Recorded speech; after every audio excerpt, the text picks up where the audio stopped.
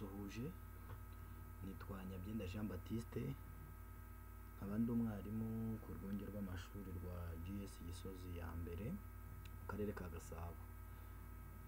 Nifuje kurema iyi video nifuza gushyiramo amasomo ya computer basic skills atandukanye agamije gufasha abarimu bagenzi banjye kugira ubumenyi biyungura ku bijyanye na computer bakurikije ibyo tumaze iminsi tuganiraho.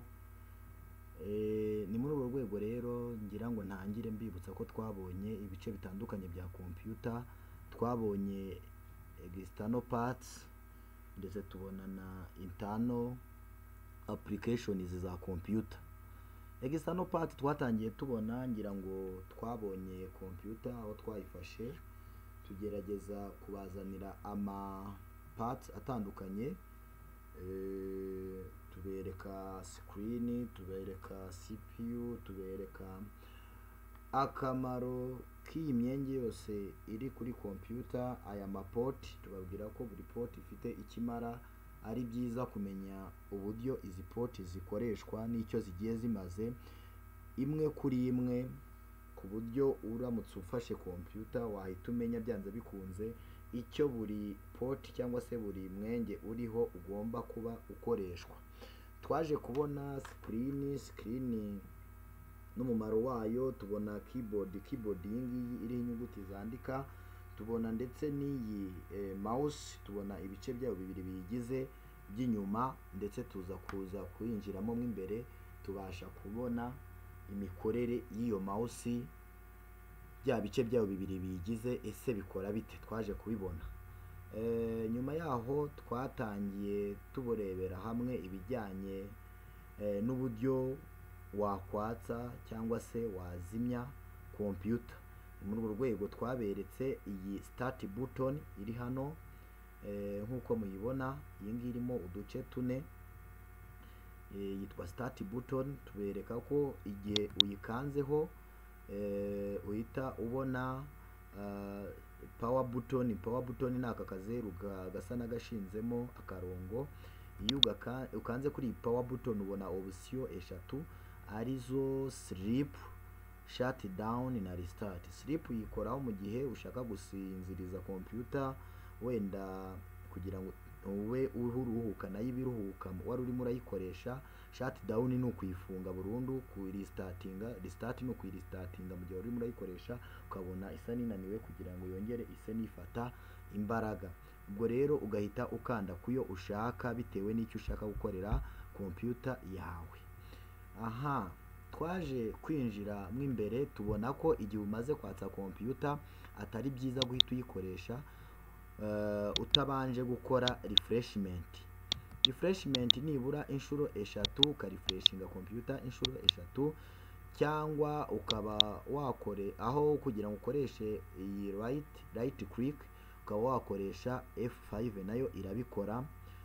Ni shortcut nayo yo kurefreshinga computer kugira ngo ubashe kuyitangiza cyangwa se kuopeninga ama programs yo imbere utayinanije. Aha, twaje gukomeza tureba ibi bice bibiri bya mouse, right click na left click. Right click tubona ko ariyo iriho izi fonction zose za mouse, naho left click ikabayo igenda yemeza buri fonction uhisemo. Tuvuge nimba uhisemo view, ukaba ushaka kwemeza view, nujya kwemeza ututu icon turiho uraza kwemeza ukoresheje uraza kutwemeza ukoresheje left, cyangwa se no kurefreshinga nimba uhisemo refresh, nujya kwemeza refresh urayihitamo ukoresheje right, nujya kuyemeza cyangwa se kuyopeninga ukoreshe left.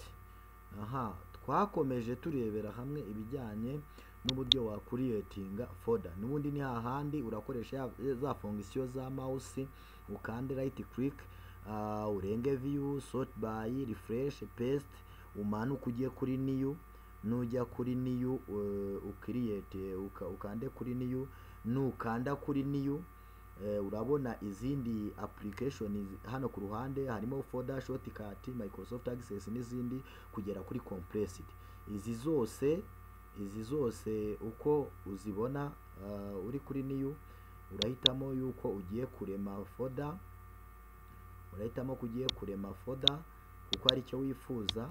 Urakanda kuri folder ahangaha, nukandaho niyo folder ihite yirema hano kuri desktop, ariko yireme nta zina ryayo ririmo. Nahawe rero kwibuka yuko igihe umaze kurema aka gafoda, twibukiranyijwe yuko ugomba guhita ukita izina, ukamenya ese iyo foda ushatse kurema ni iyiki. Ishobora kuba ari foda wenda ya senior 1 ugiye gushyiramo dokima za senior 1A n'urugero. Uwo wamara kuyirinaminga ugakurira ku ruhande kugira ngo izina ryinjiremo neza, ukaba wayifungura. Folder rero akamaro kayo nuko ushobora kuyifungura ukaba waremamo izindi subfolders zitandukanye bitewe n'icyo ushaka gukora. Folder uramutse uyopeninze uzaremamo izindi subfolders zitandukanye bitewe n'icyo ushaka gukora. Uzopeninga iyo folder, ukande right click, ubone za fonction za mouse, ubundi ujye kuri new. Nimba ushaka kuremamo word, for example document ya word, uyirememo, kandi nayo izaza n'ubundi nta zina ifite. Bizaba ngombwa ko ari wowe uzayita izina numara kuyirema gutya. Umaze kuyirema ariko nta zina ifite, icyo uri buhite ukora ni uguhita uyiha izina. Tuvuge ishobora kuba ari notes ugiye kurema, wenda muri iyo classe ni summary note ugiye kurema. Urahita ubiremamo, numara kubirema uhite wopeninga iyo word, uremyemo, ukande right click, uze kuri open. Nujya kuri opening iyo dokima yawe kugira ngo ubashe kwinjiramo, utangire kugira gute kwandika. Twahise tubona uburyo iyo openinze word usanga nyine ari urupapuro rutagize ikiruriho, rugira ikiruzaho bitewe n'uko wagishyizeho. Urugero turebye nko kuri izi kuri uru rutonde nakoze muri word rw'amasomo dufite kwiga cyangwa se twize muri iyi computer basic skills, turabonamo uru rutonde rw'amasomo yose twabonye, general components of computer devices and how they are used. Uru rutonde ni urwo naremye muri word nari nafunguye, nkuko nawe wafungura word iri empty hanyuma ukagira ibyo wandikaho bitewe n'ibyo ushaka kwandikaho. Ahangaha murabona nahise nkoramo urutonde rw'amasomo ya computer basic skills nifuza se cyangwa se nteganya ko twaziga yose tukayarangiza. Ndabona hariho urutonde rw'amasomo agera muri 67 dufite kurebera hamwe. Amwe muri yo twamaze no kuyabona, hasigaye yagera muri 35.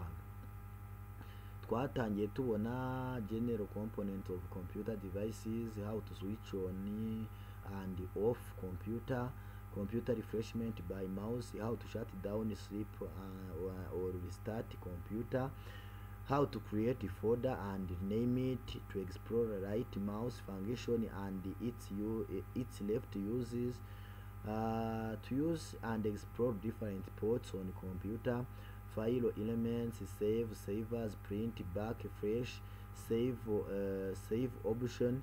Reka dukomeze ibindi tubirebere muri word kuko ndabona hafi ya byose ari programme twabonye muri word. Reka twinjiye muri uru rupapuro, twifashishije